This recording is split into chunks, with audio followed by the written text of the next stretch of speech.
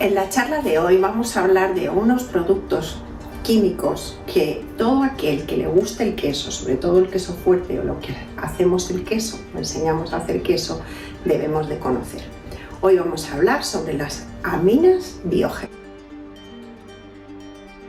Las aminas biógenas son unos compuestos químicos que están derivados del amoníaco.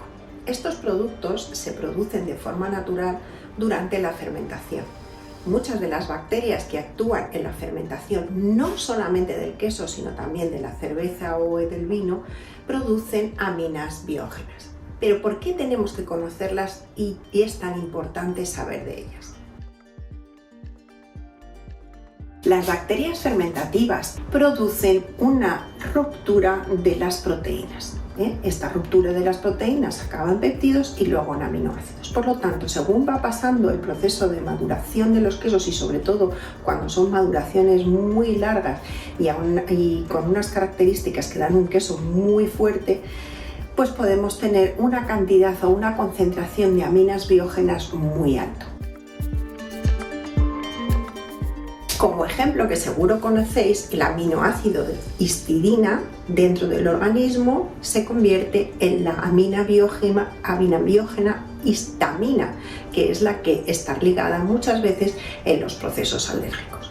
Por lo tanto, hay que tener en cuenta que más que saber si está presente o no una amina biógena es la cantidad de aminas biógenas que nosotros tenemos en el cuerpo. ¿Esta cantidad de qué depende? Depende de dos factores fundamentales. Primero, de la cantidad que se produzca por nosotros mismos y también por la cantidad que nosotros ingerimos.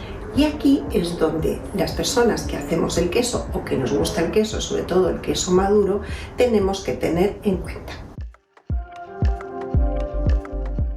Los procesos de maduración, sabéis, los que habéis hecho los cursos conmigo, es muy importante controlar la temperatura, ¿vale? Porque en los procesos de maduración lo que no podemos hacer es trabajar a temperaturas muy altas precisamente por este problema del que estamos hablando hoy, porque cuanto más alta es la temperatura de maduración, más acúmulo de aminas hay porque se produce una proteólisis mucho mayor y mucho más rápida. Entonces, en un tiempo más corto de maduración aparecen estas aminas muchísimo antes. Entonces hay que mantener, también dependiendo según el tipo de queso, unas temperaturas casi siempre, o es mucho mejor mantenerlas por debajo de los 15 grados centígrados.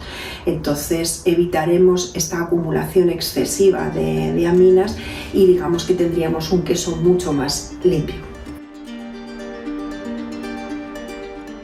Los quesos, por ejemplo, que tienen un sabor muy fuerte o un olor muy fuerte, sobre todo, es debido a estas aminas.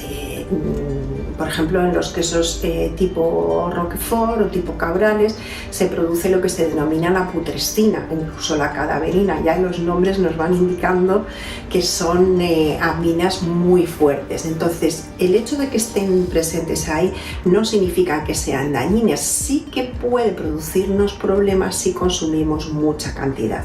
¿Por qué? Porque el cuerpo tiene una capacidad de poder mantener más o menos estable la cantidad de aminas que puede tener debido a una cantidad de enzimas. Entonces, si nosotros sobrepasamos mucha esa cantidad, las enzimas no pueden liberarse de esa cantidad de aminas que hemos tomado de golpe y entonces es cuando se pueden producir cuadros de patología que pueden pasar desde un dolor de cabeza o un malestar intestinal a problemas mucho más grandes de tipo alérgico.